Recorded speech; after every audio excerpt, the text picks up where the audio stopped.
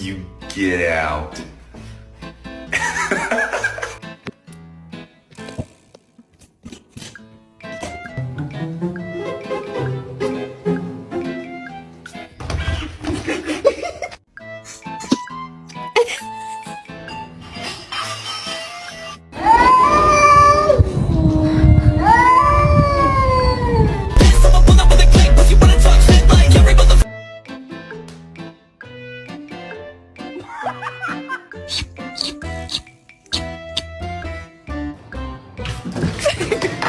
I was like, damn, you hot as a flame. Your mom is the only one that you can blame.